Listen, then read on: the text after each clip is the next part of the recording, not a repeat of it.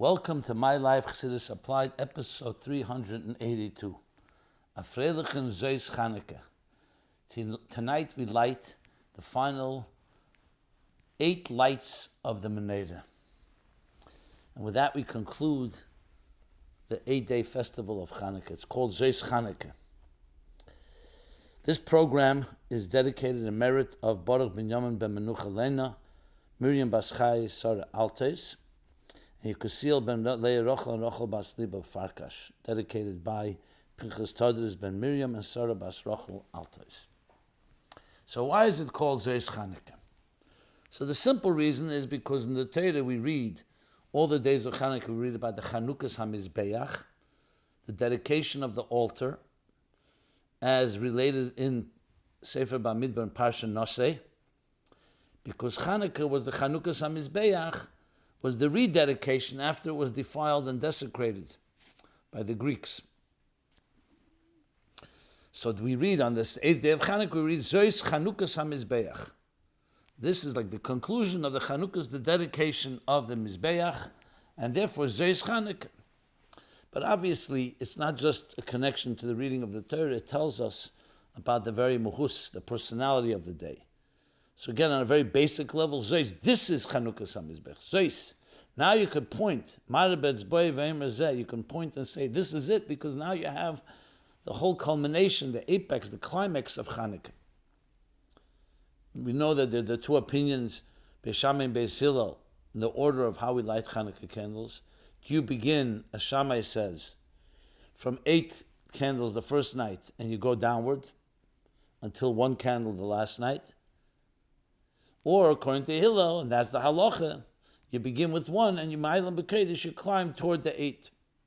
And each of the reasons are told in the Talmud. One of the reasons Chanukah is the Rosh Tevis of Chanukah is Ches Neiris v'Halacha K'Beis Hillel. That's an acronym of the letters of Chanukah. So the Halacha is K'Beis Hillel. So according to Beis Hillel, clearly, when do you see the full glory of Chanukah? When you see the 8 lights. One of the explanations in this distinction between them, Shammai says Parei HaChag, because the Parei HaChag on Sukkot descended. You began with 70 and then it went lower and lower. Well, total of 70 rather. But each day it went lower, the offerings. Hillel said, Ma'alim b'kodesh, and everything that's holy you grow and you ascend. But what's the logic behind it? So one of the reasons is because Shammai, we find a consistent theory by Shammai that he goes according to koyach, potential. Since the potential for all 8 days is there in day 1, right away you act on the potential. Hillel goes on the actual, what we see, what is actual. And the actuality is, the miracle is when you see 8 days, that's when you light 8 candles. So Zos Chanukah HaMizbeach is now we can point and say, here is the full capacity. One of the talks the Rebbe gave to the children at Tzivus Hashem, I believe it was Tav Shimon Beis, could be 1982 or 81. The Rebbe said then, in the language of children, he says, so every light, when we light a candle, it's ner mitzvah Torah. It represents the candle of mitzvah and the light of Torah that helps fan the flame of ner Hashem nishmas adam, the soul of a human being the flame of God. So when you light the first day, you ignite part of that neshama. The second day, even more. And on the 8th day, in the language of Tzivus Hashem, the Rebbe says the full onslaught. It's like when you use the full forces of your army to fight the darkness of the world, to fight the animal soul, to fight the temptations of this material world. So each day you grow and grow until there's the full assault. Obviously assault here means in a positive way. It's a spiritual war, which was the theme of Chanukah in the first place. The Yevonim, the Greeks, did not want to destroy the Jews physically. They wanted to destroy their spirituality. They didn't have a problem with Torah as an academic book of philosophy, or mitzvahs as moral and ethical code. They had a problem that it was Torah Secha, God's Torah. Why are you sanctifying it? Which is representative of the pure oil, the purity.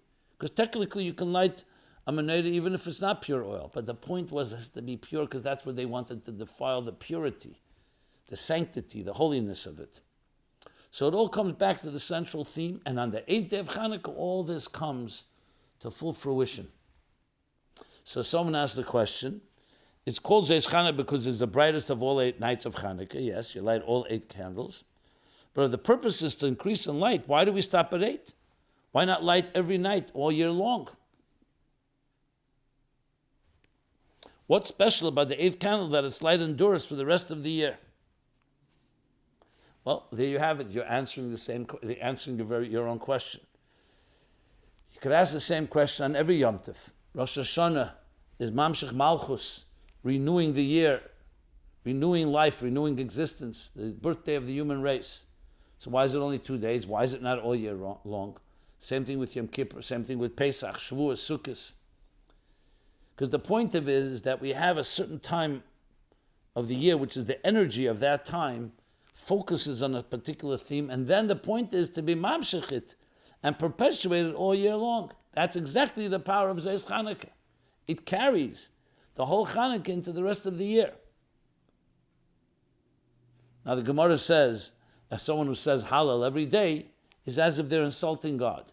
Why not say Hallel? You want to praise God every day? No, because when you start praising it every day, you start taking it for granted. That's an additional point. So the holiday has its particular focus.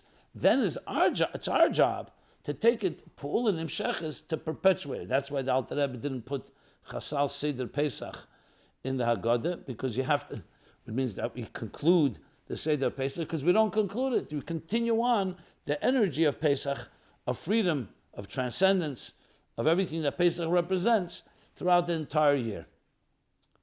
So that's the whole point of holidays. They give us a gift, and then we have to unpack the gift. So that even emphasizes even more the power of Zos Chanukah, because it's like the transition. It takes the entire 8 days and comes to a culmination. Now we deliver it and bring that light into the entire year, which is the Avodah B'Koyach Atzmei, the effort that we make, we initiate, with the power that Chanukah gives us. One more point in Zos Chanukah. There are different things in different Sfarim talk about Zos Chanukah, and it's interesting that the word Chanukah itself, why is it called Chanukah? So the simple reason is because of the dedication. But Shalosh says it's also from the name education. It's education, because the Yevonim wanted to destroy the very core and soul of Jewish education. So Chanukah represents L'Chanukah Sa'elam, educating, not just dedicating the temple, but re-educating, rededicating the entire world. And that's why it begins on the 25th of Kislev, like the creation of the world was the 25th of Elul. 3 months ago, to the 25th of Tishrei is one, to Cheshvan, to Kislev, 3 months ago, because this, in a sense, affirms and rededicates and re-educates and reconnects that education of the entire world. That's what he calls it. What I wanted to add was that Tzemach Tzedek says, so therefore Zos Chanukah would be the culmination of Zos Chanukah. This is the education. So when you see the 8 candles, and we build toward it, because that's the process of education, you don't jump. You go step by step. You teach a child, you educate a child according to his way or her way, and that's a step-by-step process. Then Chanukah comes, the 8 candles are burning, so you have the complete so-called education of the individual and of the world. The Tzemach Tzedek, in a Maimer, Baruch She'asa Nisim, it's actually an Alter Rebbe's Maimer, that he said in Tovkuf Samach. It was a Maimer, Baruch She'asa Nisim Lavesenu, and he said, when he spelled it out, he said, Lavesenu, just like the Nisim of Chanukah and Purim, so too, now then, Yom Mehim Bizman Hazeh, so too Yutas Kislev. So it's a famous Maimer. The Rebbe talks about it. The Rebbe published it as a separate pamphlet with footnotes. So at the end of that Maimer, the Tzemach Tzedek Kabbalistically explains that Zos Chanukah, since it's the 8th day, has 2 interpretations he actually brings there. One is that it's Mamshech from Atik, which is like the highest level, into the 7 Midas. So it's the 7 higher emotions of the divine transcendence is transmitted into structure of existence, and also from the bottom up, Oz, that it goes on the opposite, that it refers to Malchus, the 8th day. And Malchus elevates to the highest levels. This is an Eira Teda in the Maimer of Baruch She'asa Nisim. At the end of the Maimer, Just to read the actual language, he says like this.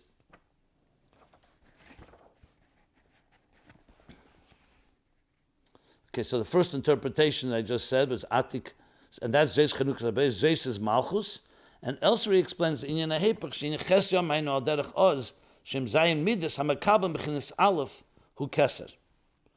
So one is that's referring to the last level of Malchus, how it's received from Keser or from the general higher spheres.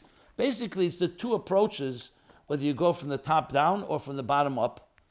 Whether you bring the existence and you elevate it to a higher transcendent state, because remember, 8 is always a transcendent state, as the Rashba says. 7 represents the structure, 8 represents transcendence. Shemer is a hekef, 7 days of the week. The 8th is a transcendent force that protects it. So it's either drawing down the transcendence or it's elevating Malchus, the lowest level of the structure, to a level of transcendence.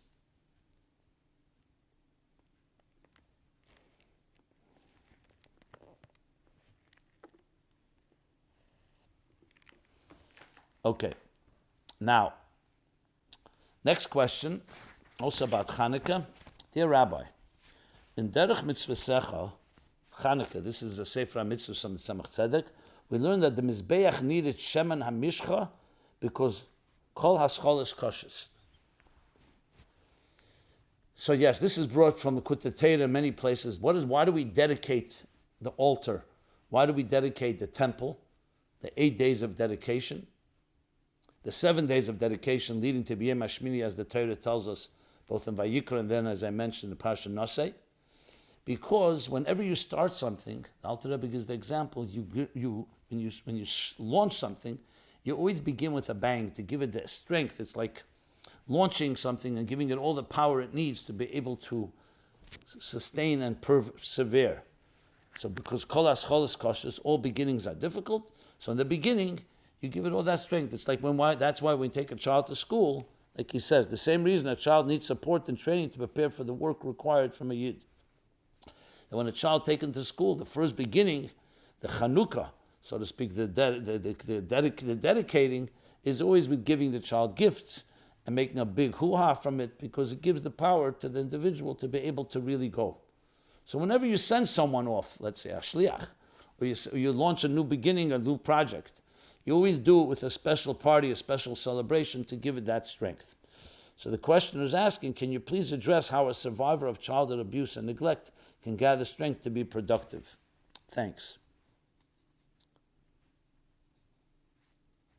How does this apply to a survivor of childhood abuse and neglect? How can they gather strength to be productive? This idea. Well, there are different ways that we gather strength. When God blesses us, so we're born into this world, and we're given Mashbiyan Neisei Tehi Tzadik V'al Tehi Rasha, as the Alter Rebbe begins Tanya, from the Gemara, Sof Perek Gimel Denida. So Mashbiyan, Tzemach Tzedek explains, is not from just a word that the child takes an oath, the soul takes an oath to be a righteous person and not a wicked person, but it also comes from the word V'savota, Mazbi'in, V'savota, that the soul is sated, is filled, is you can say downloaded, all the energy it will need to be a tzaddik. So we're given that strength. Everybody gets that strength. Every child in its mother's womb learns the entire Torah. Now, if we're further blessed and our parents are healthy parents and aligned with what God wants and with protecting and nurturing their child, they will continue to give these gifts. That's why a child needs a lot of protection, a lot of nurturing, especially in its earlier years, like we said, because in the beginning, everything is more difficult, so you have to really make sure when you plant a seed that the seed is very well protected and very well nurtured and nourished, so that when the seed grows into a tree, it will be solid. That's what education is all about. That's Chanukah. Educating something and training it so that when it has to face the challenges of life, it will have all the necessary resources. No person is given a challenge they don't have the strength to deal with. What happens, unfortunately, when, God forbid, someone grows up in an abusive environment and neglect and doesn't have that additional nurturing, we'll call the parents to be the gardeners of this garden called the child.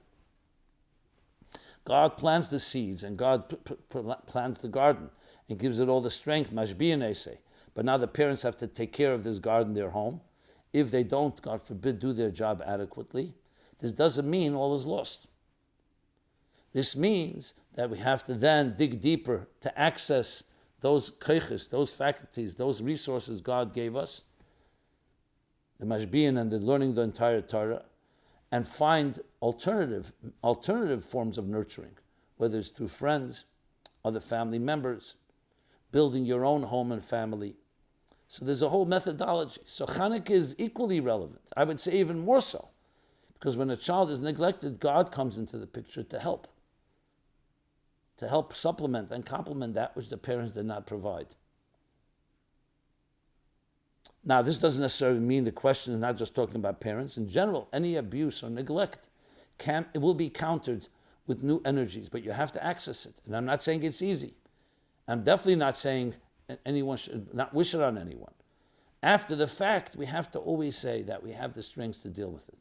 So I would say Chanukah, for someone who has experienced some neglect or abuse, the power of Chanukah is even stronger, especially Zos Chanukah, when we have now. This is the chinuch that we have the whole 8 lights, the entire spectrum of 7, plus 8, plus the transcendent element of Atik.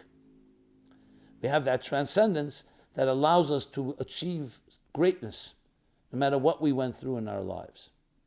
So nobody is ever deprived of this capacity and this ability. Just a question of how it's done. So if unfortunately someone did not receive the gifts they should have received when they were taken to school the first time, and that means both physically and also psychologically and emotionally, that doesn't mean we can't access it, and maybe that's what Chanukah is all about. Not all about, but one of the things Chanukah provides is that those resources, that Chanukah every year, it's like renewing the contract. We begin again with a new renewal, a new dedication. And what does it produce? Haneres halolu, Einem b'teilen le'elam, as the Ramban says, that these flames will never be eliminated, will never be extinguished. Why? Because it came from the darkness. If you think of the theme of Chanukah, it's exactly that. That even though there was a darkness, and they could not find a pachshem, they couldn't find a crucible of pure oil that can burn and can light the menorah, they found the oil, and not only that, the oil burned for 8 days. The entire cycle of 7, plus the transcendent, which gives it the power to continue on throughout the entire year. So Chanukah is a direct lesson to darkness. And then the light that burns is never extinguished, because you cannot extinguish a light that came out of darkness. If it didn't come out of darkness, you can say the light has still not been tested. So it could, unfortunately, be extinguished, like we see that the menorah in the temple was extinguished, even though it was a ner tamid, an eternal flame, like I discussed last week. But then the temple, first temple, and then the second temple was destroyed, including the menorah. But haneres halolu eine b'teilen le'elam. So then you come to a point where you get a flame that never, eternal, literally an eternal flame, that's lit every Chanukah, and on tonight, 8 days, and it will light us and illuminate the Golas, the darkness of Golas, the darkness both on a personal and a collective level, until we march into the full light of the Gula Amitis Vashlema and the third temple and the menorah that will be then lit, an eternal temple that will never be again destroyed. Migdash Adnai Kainanu Yadecha. Another Chanukah-related question. Shabbos comes every week via natural means. The sun rises and sets on a natural schedule, and every 7 days is Shabbos, correct. But Chanukah comes through miraculous ways. The oil we found was a miracle, and 1 day's supply of oil lasting 8 days was a series of miracles. But we have a halacha that if on a Friday during Chanukah, if we only have one candle, we use it to light the Shabbos candle instead of the menorah. As the Rambam paskins, I'm adding, because of Shalom Bayis is more powerful than Pirsum Nisa, publicizing the miracle, as we discussed also last week. Does this halacha imply that it's more important to celebrate the natural things in the world than the miraculous things? Okay, interesting question. So first of all, it says specifically why. Because when it comes to Ner Shabbos, brings Shalom Bayis. Harmony at home is single most important thing of all, the foundation of everything. Pirsum Nisa is publicizing God's miracle, also great. But if you have a choice, you can't light both. Shabbos comes first. Does it imply also that nature greater than miracle? I've never seen it stated, but you could make the argument that once Shalom Bayis is in place, which really is building the natural structure But then you can celebrate a miracle. Imagine, God forbid, if the house there's no peace at home, and you light a Chanukah candle, it'll publicize the miracle, and it'll be a mitzvah. But when publicizing a miracle when the very home is still is somewhat compromised. So yes, building the natural is the number one foundation, which is why we don't have Hanukkah all year round as well. And then upon that, we build Hanukkah. That's one way you could say it. The general concept of nature and miracle, correct. Nature in general does take precedent to miracle. That's why you say Tamid and Tadir Eina Tadir Tadir Kedim. Something that's consistent. The korban Tamid you bring every day. Because there's a certain type of natural routine. And then comes the thing that you add. On Shabbos, first we daven the 3 prayers, we daven Shachris, then we add Musaf. Even though Musaf is the addition. But that addition comes after the regular. Or regular, I shouldn't call nothing is regular, but I mean to say the regular routine of davening. So you could perhaps say that, so this explains the Maila, the advantage of a miracle that's dressed in nature, because it elevates the very structure of existence. Whereas a miracle that's a revealed miracle, yes, is a greater revelation, but not so much greater in the transformation of the very structure of existence.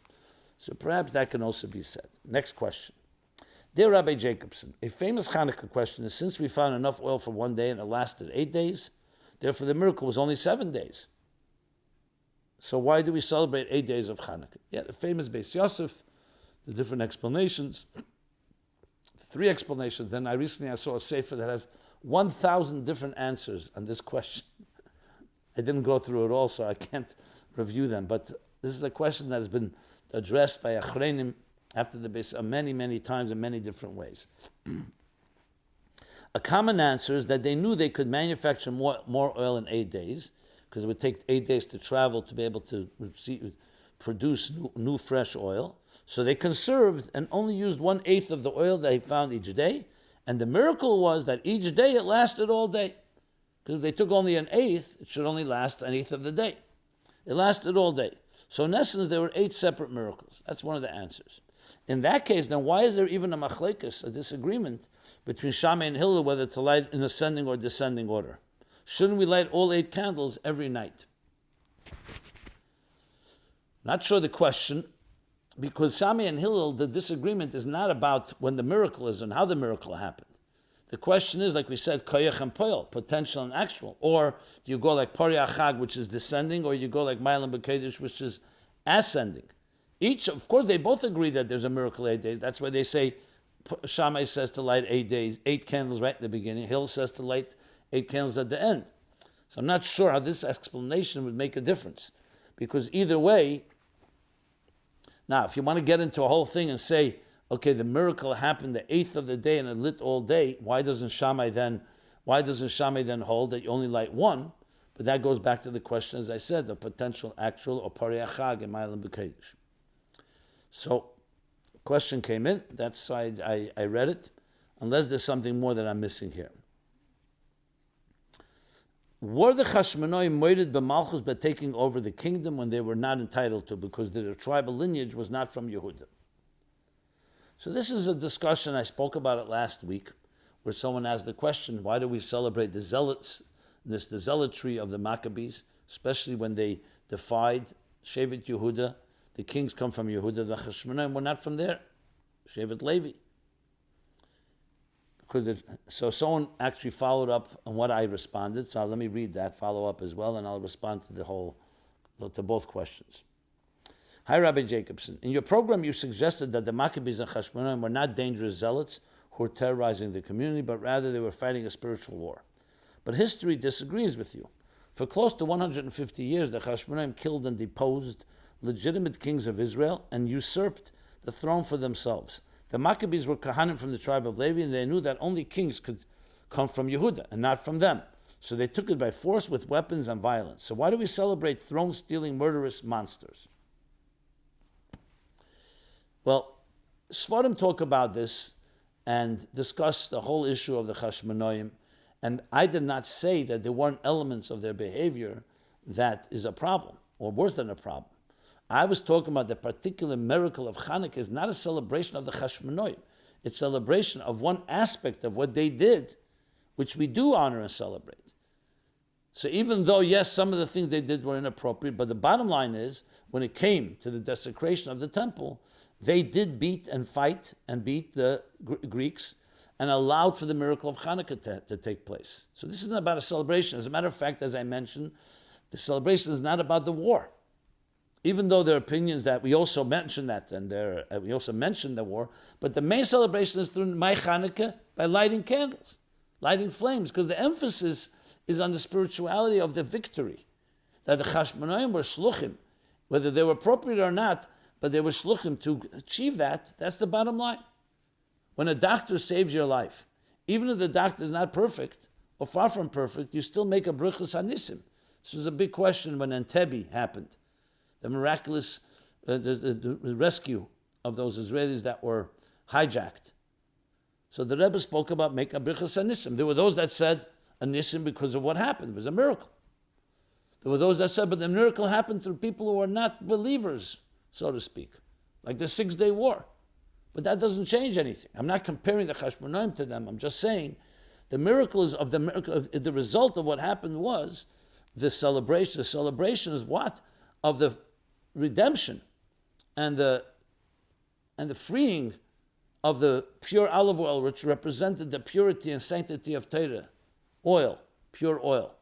Torah secha, chukeritzenecha, as I mentioned. So yes, the issues of what the Chashmonaim did over the years, and that's not what we're discussing here. Two separate things completely. Why do we often talk about male heroes in our history and neglect to remember the female heroes? Yes, Matasyahu and Judah Maccabee, Yudah Maccabee did great things to help kick the Hellenists out of the Beis Hamikdash and then clean it up so it could be used for holy purposes again. But they couldn't have done it if Yehudis didn't risk her life by seducing the Greek general, giving him strong wine, and then when he fell asleep, drunk, she chopped off his head. When the Greek army saw their general was decapitated, they didn't know what to do next, and they panicked, and that's precisely the moment the Maccabees attacked and were able to defeat them during the confusion. Women power. Don't erase us and the important contributions we made to history. God forbid. It's absolutely mentioned and should be celebrated. Avhein hoye ba'isa nes, it says about Chanukah, that the women too are part of the miracle.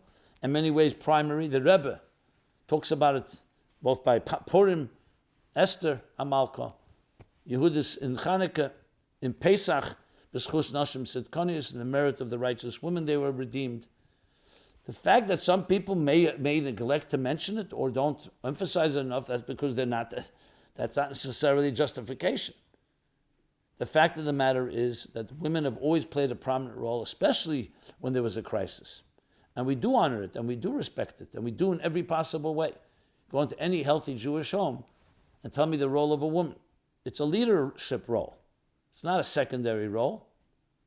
The fact that some men, due to their own stuff, has nothing to do with Torah and Yiddishkeit and holiness, are dominant, that's like part of society, the social issues that are inappropriate. The fact of the matter is, the kevet to save of governor, especially as we come to Mashiach's times, women will recognize the power of the woman, the feminine energy, and all the different explanations given for that. So let's not, yes, I totally agree with you, let's not in any way minimize. On the contrary, we need to celebrate equal and some ways even superior role in many of the miracles and many of the events that happen. Chanukah and other times during Jewish history. Okay. With that, let us now go. It's also Parshas Vayigash. And it is also, this week will also be Hey Tevis. So let me start with Vayigash and then I'll go to Hey Tevis, 5th of Tevis. Lessons from Vayigash.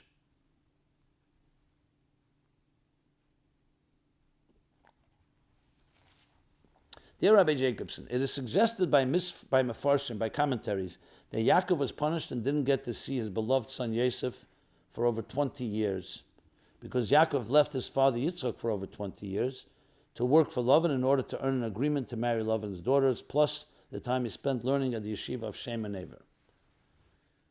If Yaakov was somehow wrong for leaving his father's house, How do we reconcile this with the commandment of Lech Lecha to Avram, and its lesson to us that at a certain time we have to leave our parents' house and move away and become ourselves? According to the logic of these commentaries, wouldn't Avram also be wrong for leaving his parents? Well, let's add a question to another question. Who sent Yaakov away from his home? He didn't go on his own. It was Yitzchak and Rivka that sent him away for two reasons. First of all, because of Esav's wrath, and it was dangerous. Secondly, most importantly, to find a shidduch. So he was sent away by that. It's true that they didn't say how long it would be, and because of the extra 7 years working for Rachel, because of Lavan's deception, added another 7 years, and total of 20 years. But the bottom line is, it was not Yaakov's decision exactly. It was Lavan's deception that caused those extra 7 years. And it was God that wanted him to be there. And yet, you do find the element that you say that Yaakov, because the Peil Mamish, in actuality, he did not honor his parents, because he wasn't there for them. So in many ways, that's what Yosef did not have the ability to honor him and the pain that came from that. But nowhere does it say that Yosef was sold into slavery and all that happened because Yaakov didn't do that. It says there's an element of that due to Yaakov's behavior. How do you explain that? So there's actually Chassidus brings a Zohar that explains it very clearly and about a completely different topic. It's a story with the Chanukah, a child that met Rabbi Abnuna Saba. Rabnuna Saba, and he said that I sense on your garments, I sense in your garments that you're lacking a mitzvah.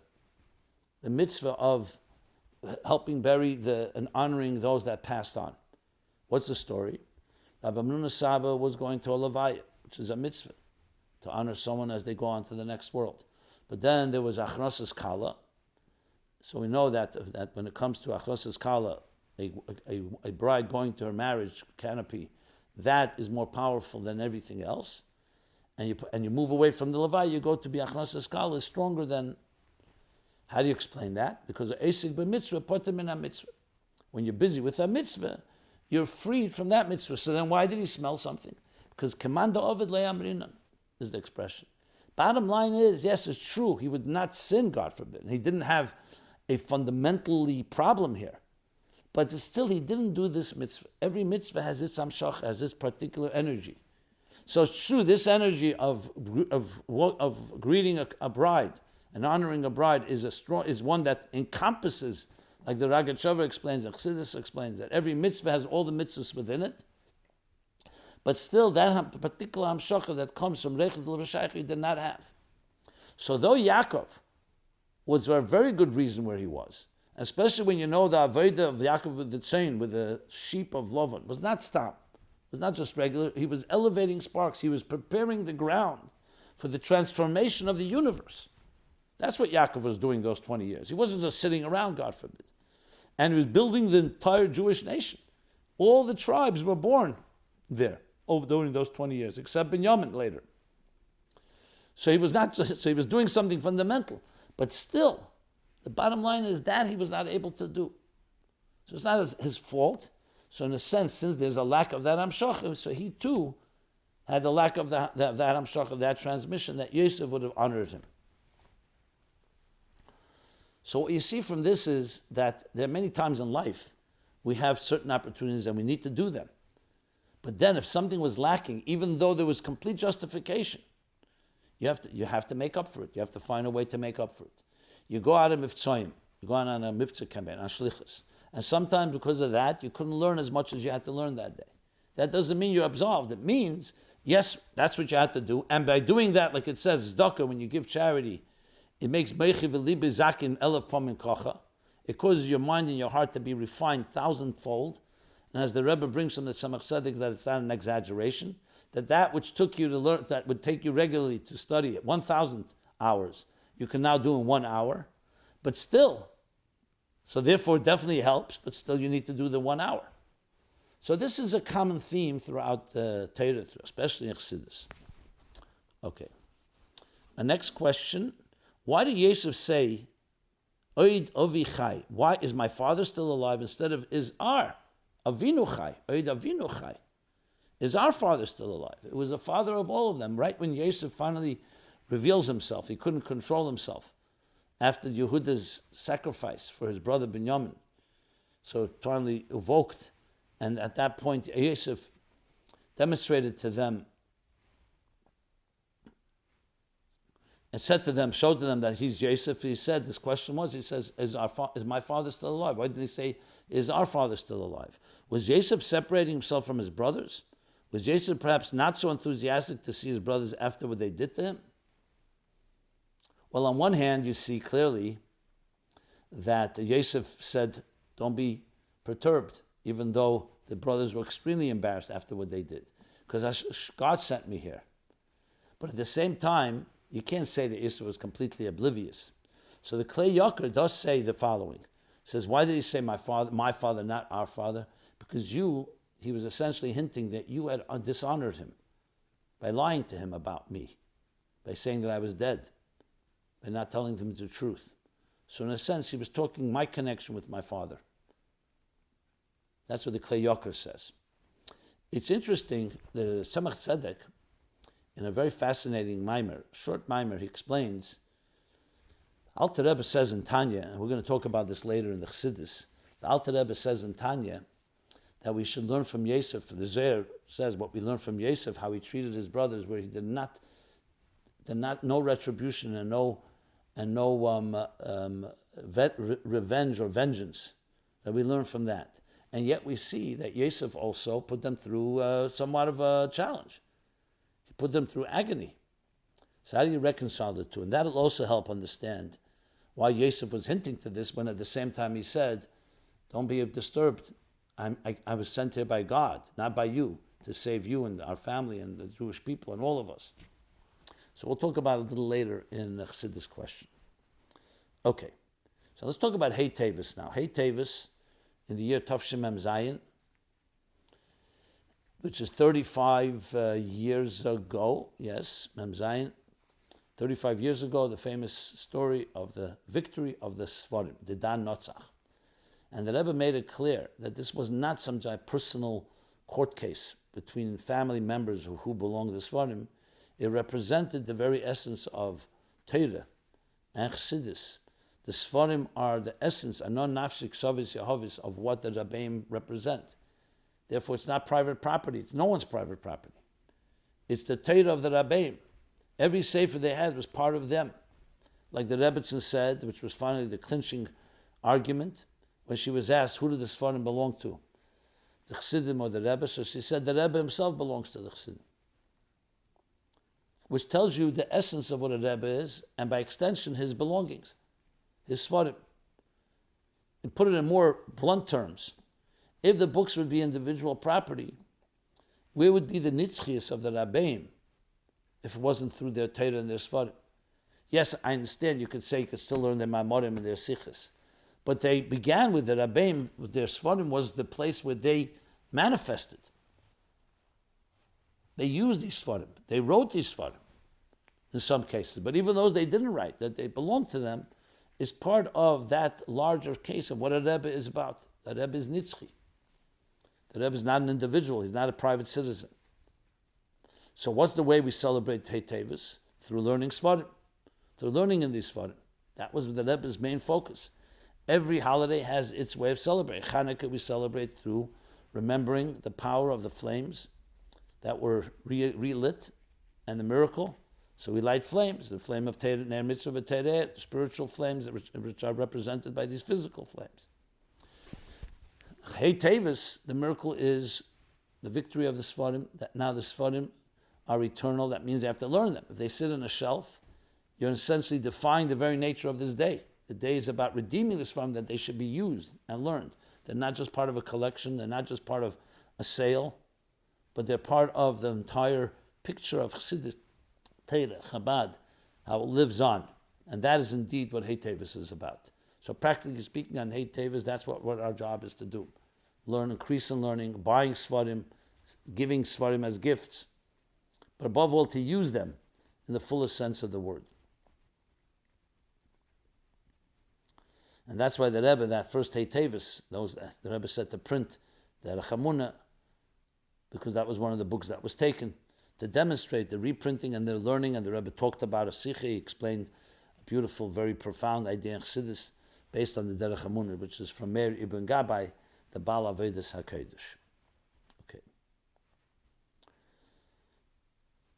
The next, we move now to some topics that are unrelated directly to Chanukah and Vayigash and Hey Tevis, but everything is connected, of course.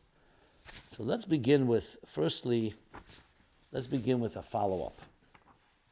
Last week I spoke about crowdfunding, and it was also connected to our crowdfunding, which I want to use this opportunity to thank all of you who donated so generously. We reached over the $1 million goal that we set, even though that was like a surprise that came later as we saw the momentum. So I want to thank each of you who donated. People have asked me whether they still can donate. Yes, it's still open. Go to giftofmeaning.com. You can donate. Chanukah is appropriate time, Chanukah Geld. It's also the end of the year. So giftofmeaning.com. One person wrote the following.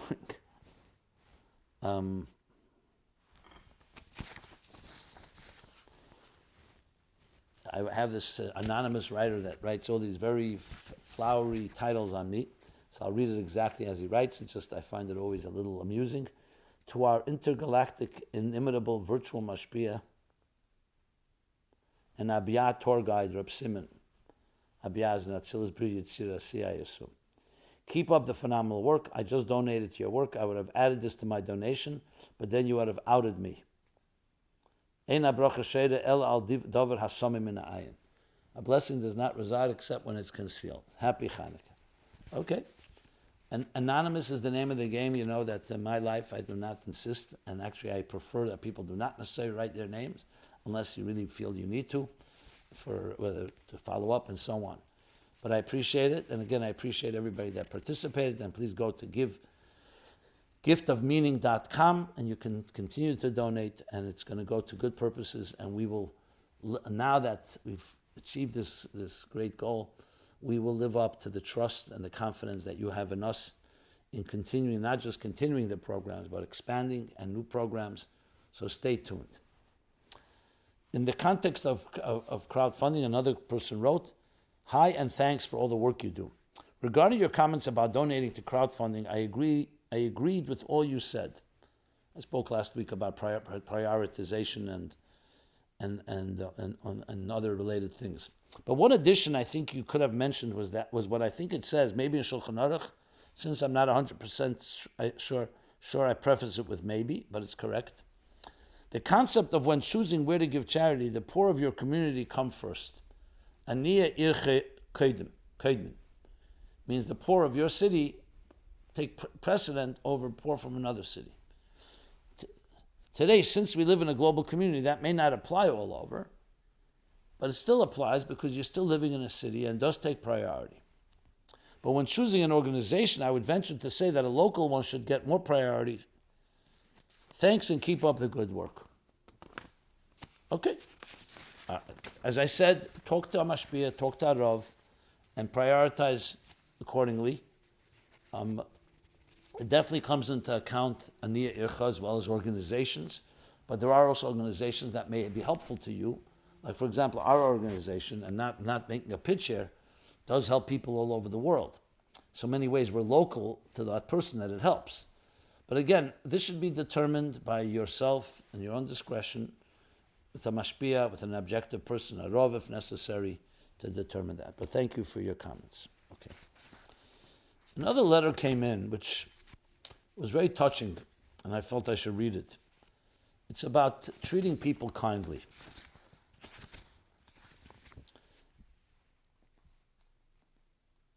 What can be done about people not treating others in a kind way?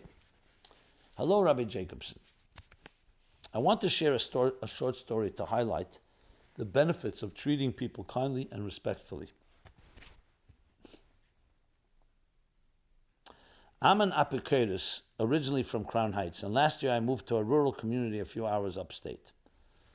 I need to make a comment. I don't think anybody can call themselves an Apikoris. First of all, a person never can name themselves negatively or positively.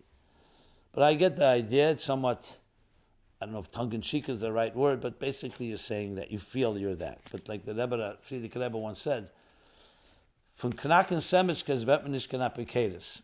From cracking sunflower seeds, one doesn't become an apiketis. In other words, you have to earn the way.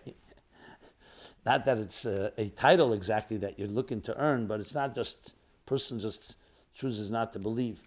So I don't want to go into that topic, but since you're mentioning it, I just felt I should comment. Okay, continuing on. Being that for most of my life I didn't feel accepted in my community, I was happy to be able to live somewhere without religious Jews who would constantly judge me and harass me. And part of the reason I am an apiketis is because of how I've been treated badly all my life by the community. And again, I want to comment, even though I don't like to do it in the middle of someone's letter, I like to respect the full letter. Well, that alone tells you maybe that you're not an apiketis, you were hurt by people. So therefore, the things they represented for you were toxic. Remember, your relationship with God is not dependent on other people. I understand clearly that people, that's called a Hillel and Shammai, people can desecrate God's name and in some ways toxify God for people. So I understand that. But I think you should be a little not so harsh on yourself and realize that it's all about individuals that you yourself are going to write in a moment. I just wanted to comment on that. Then I found out there was a Chabad house 5 minutes up the road from where I live now. At first I was upset. For whatever reason, I decided to drive by there one Friday afternoon to see what it looked like, and I wanted to leave an anonymous, sarcastic letter in their mailbox making fun of the religion. While I was in my car writing the letter, the rabbi came outside and noticed me and walked over to say hello.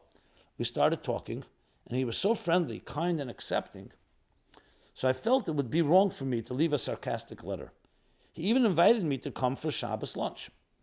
I liked Cholent just as much as anyone else, so I accepted the invitation.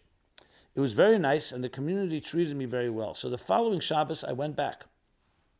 This Chanukah marks the 1-year anniversary that I moved up here, and so far I've been there every Shabbos. Sometimes I'm the 10th person, and there wouldn't have been a minyan without me. They are helpful, kind, non-judgmental up here, and I feel the sense of community I've always been lacking. Even though I may not agree with every single thing they believe in, for example, I don't feel it's necessary to have 10 people in a room to pray, but since they believe that, I'm happy to help them by completing their minyan.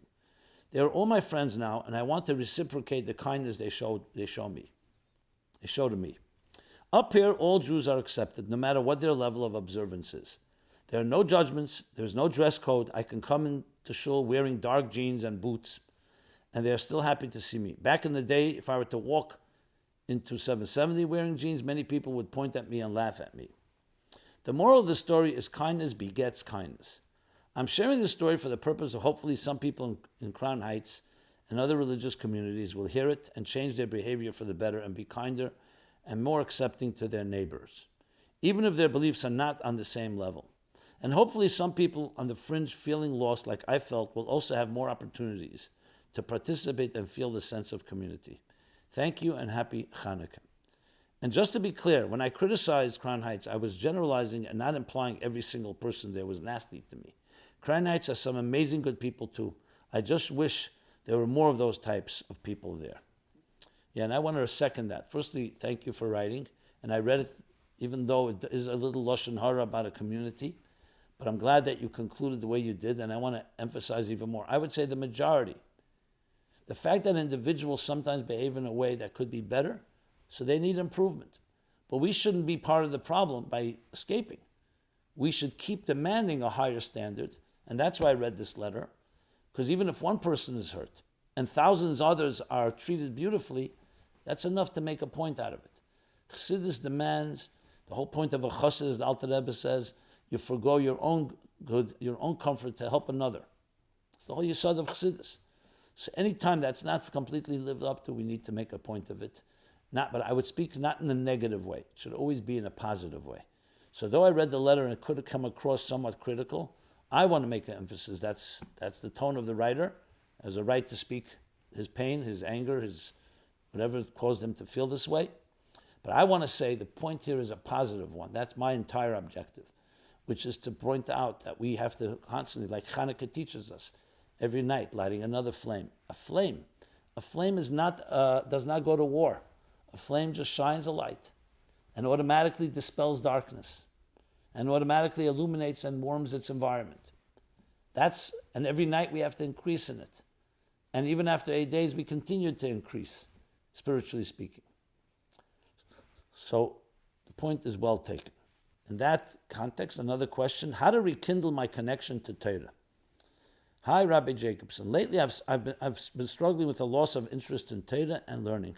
It began when I was ill with a non-serious but debilitating sickness for several months, and I couldn't pay attention. Now, thank God, I'm feeling much better, but my lack of interest has remained. I feel less connected, and the feeling scares me as a newish Baal Tshuva. Does it mean that I failed a test that might have been in that sickness? What do you make of this period of ambivalence?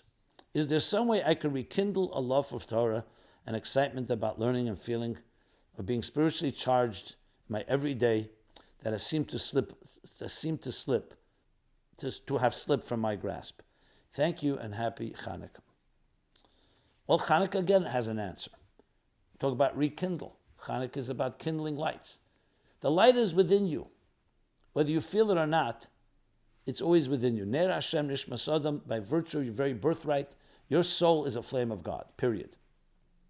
It can be like a pilot flame that lays latent or dormant within you, and you need to fan the flame, which is why we light a candle. And how do we light it? Through a mitzvah, through Torah. I would not be hard on myself. That's my advice to you. Thank God you got out of the sickness. So you thank God for that. Do something that's small. It could be find a friend at 5 minutes a day, or whatever you can manage. Learn together. Go do something that helps another person. Now, the last day of Chanukah, to help someone light a Chanukah menorah, to put on film for a boy after bar mitzvah, or men, for women to light a candle. Whatever it may be, do small things. It's not about how much you do. It's just you want to get the flame, rekindle your flame in your soul, and automatically you'll rekindle your connection. So instead of being self-critical, why am I not doing? I would focus on very small steps, baby steps. But they're not baby steps. B'chol me'edecha means if it's a little more than you're able to do right now, you can't imagine what kind of revolution it creates in heaven and on earth. That would be my advice to you. But always good to have friends and others that help support you and keep you standing, to lean on, to keep you stronger. Don't isolate yourself. Because when you isolate yourself, it always becomes makes you weaker and more demoralized. Okay. Let me just go in order here, where we are. Okay. So now we have another issue now. The Supreme Court, just last Wednesday, began hearing arguments in a new case regarding abortion and viability. So we know that 50 years ago, in December, the Supreme Court began hearings which would ultimately become, later the next year, the ruling called Roe versus Wade, legalizing abortion, but they made the qualification viability, which means that once a child is viable and could live outside of the mother's womb, you're not allowed to abort. And they gave it a certain period, 25 weeks, I forgot already the exact amount of time. So someone's writing here, regarding the recent cases that are being brought to the U.S. Supreme Court, what is the Torah's perspective on this?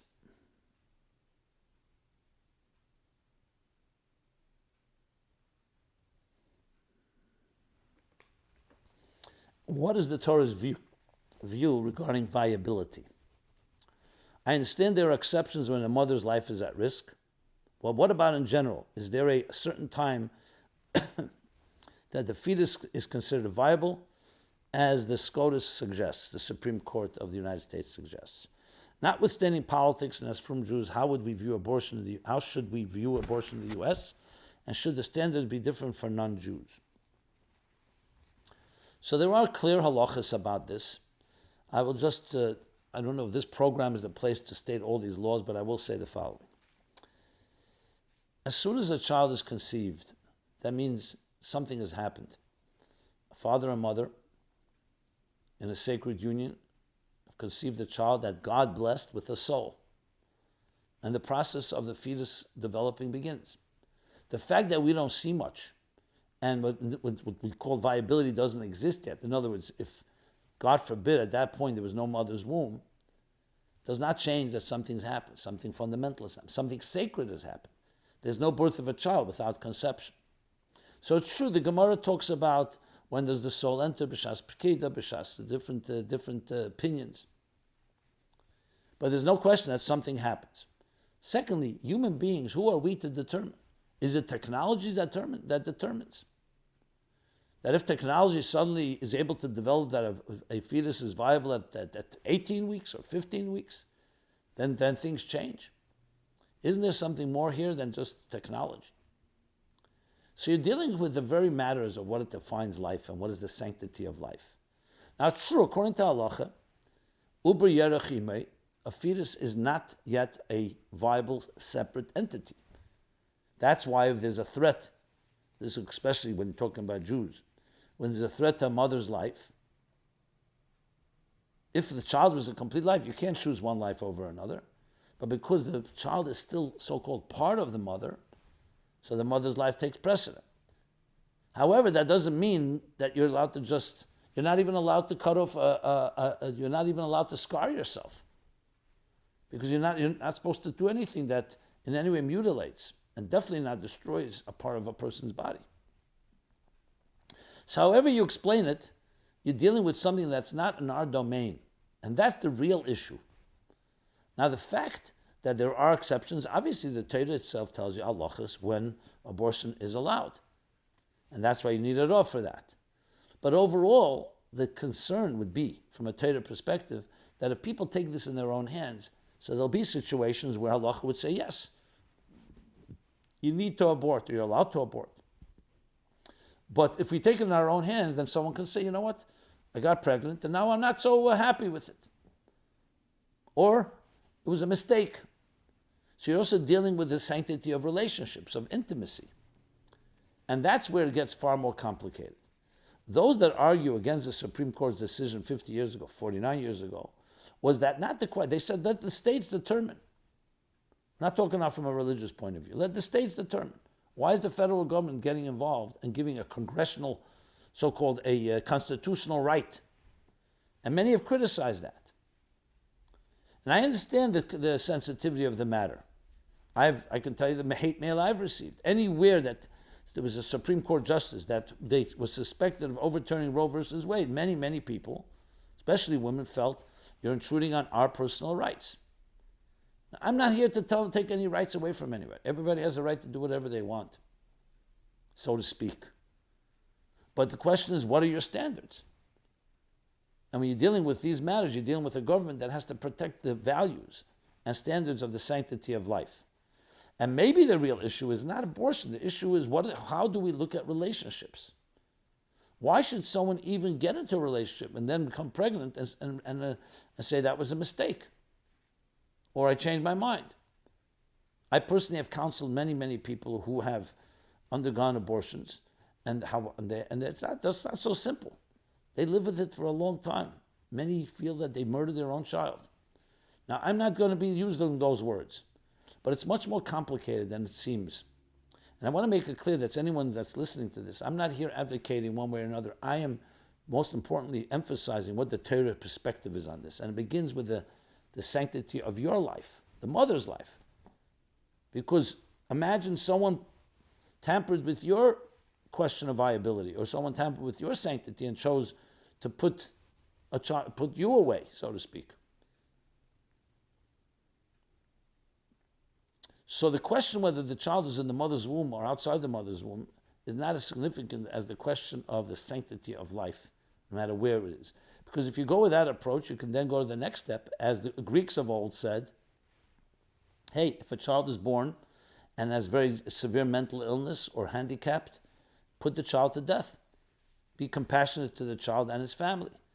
Why not? If you go with the approach that you decide that's not a viable life, a child living in a wheelchair, God forbid, or a child without the certain resources and faculties at work. We don't tamper with these matters. These are matters of divine matters, and we try to stay away and just honor and celebrate our blessings. So that's a general perspective on the topic from a Torah point of view. And that's what I'll say right now. If anybody wants to follow up with any further questions, please do so. Okay.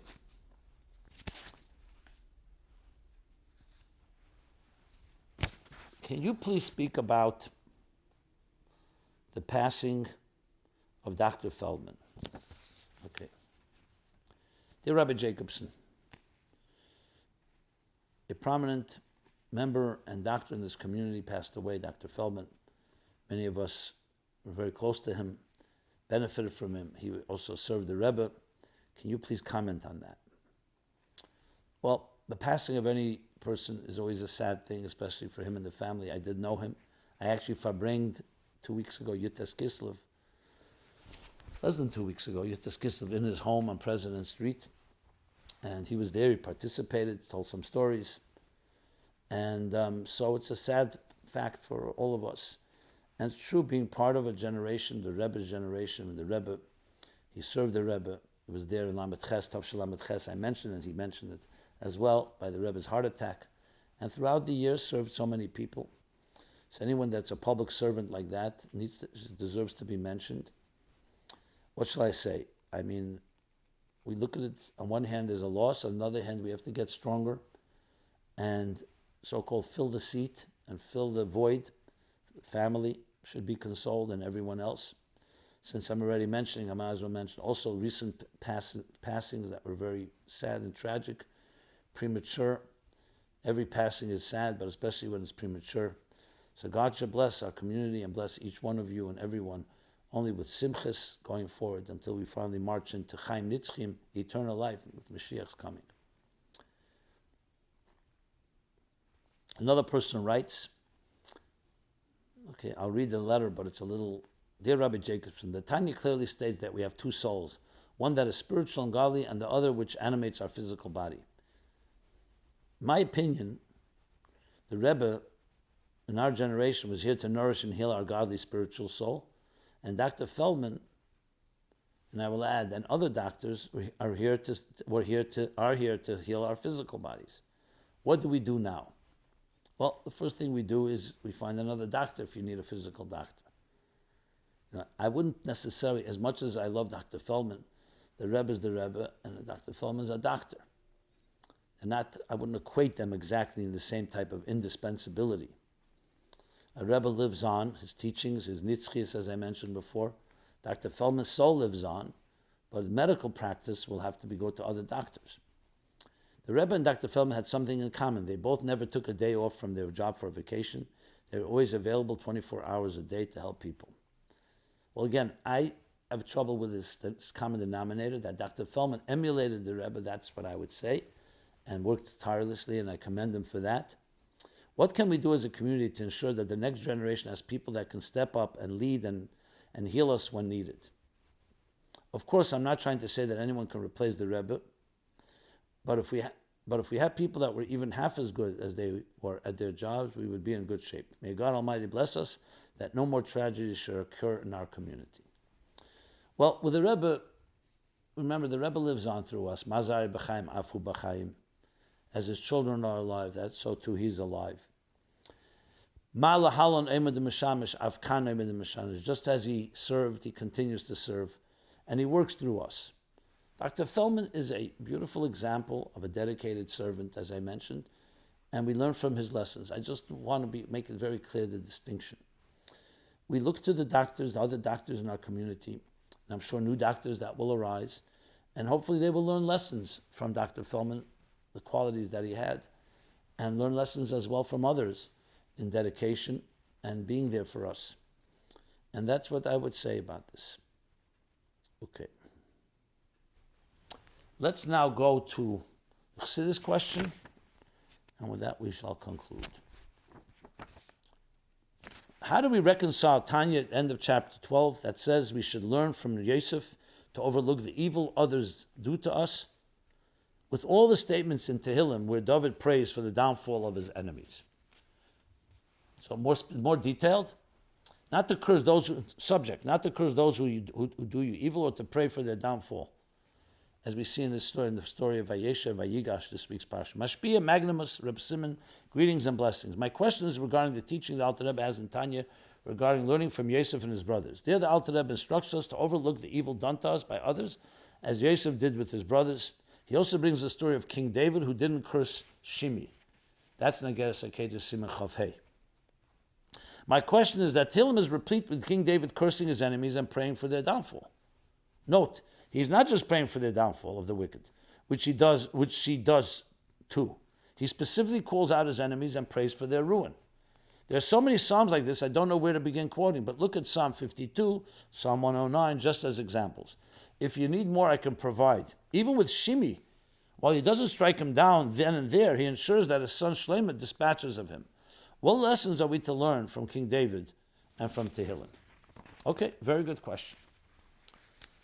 So first of all, let's spell it out. With Shimi, the Alter Rebbe brings in the Nageres Akedah Siman Chav Hei that he's talking there that Kol HaKoyes, anyone who gets angry, is like Ki'ilu Eved Aved Zaras, as if they transgressed idolatry.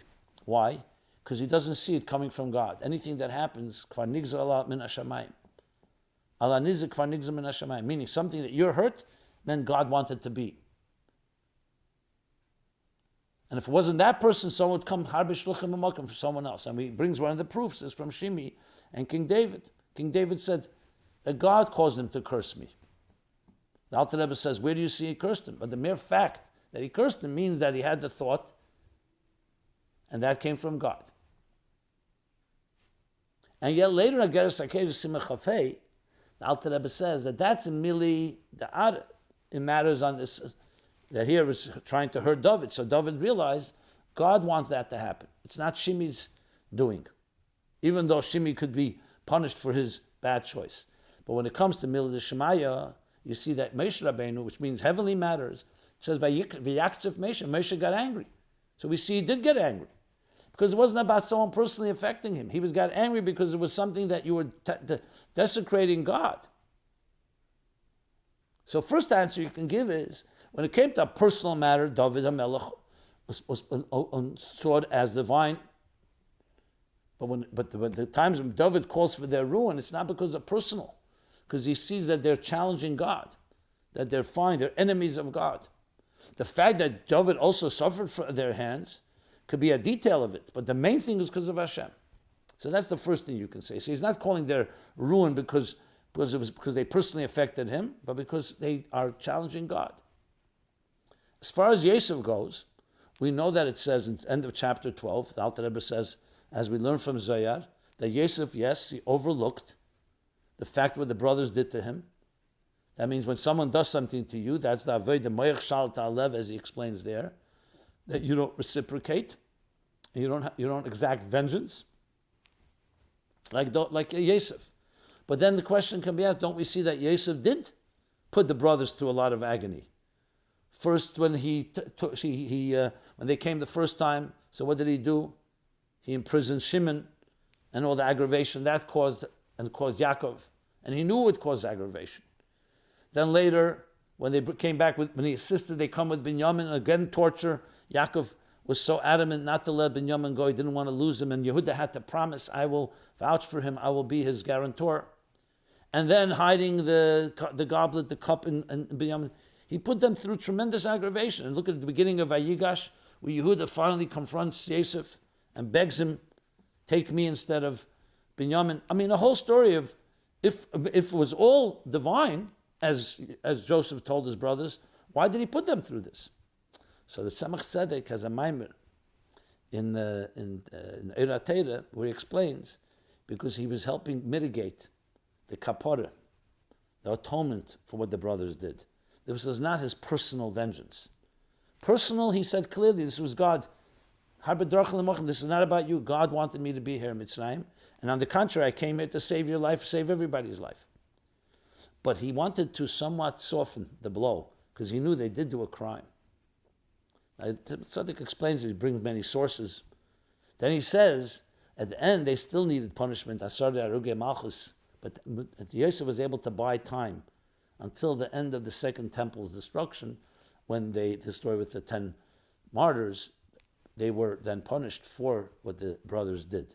But he softened it, he made it weaker, at least for that period in time, as the Alt Tzemach Tzedek explains.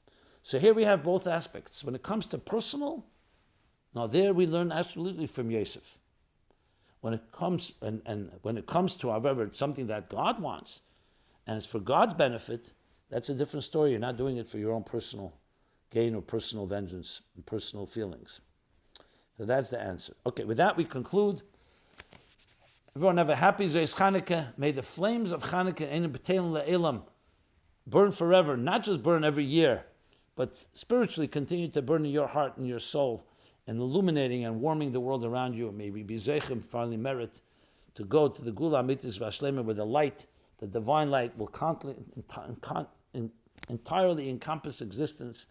Mola Ores Deus Hashem Kamayim Layam Mechasim, a world filled with divine knowledge as the waters cover the sea. Freilich and Chanukah, Freilich and Tomid. And we are here every Sunday, 8 to 9 p.m. High Life Chassidus Applied. Please go to giftofmeaning.com to help us continue and perpetuate and expand this work. Thank you so much. This program is brought to you by My Life, Chassidus Applied. Please help us continue our programs. Make even a small contribution at chassidusapply.com/donate.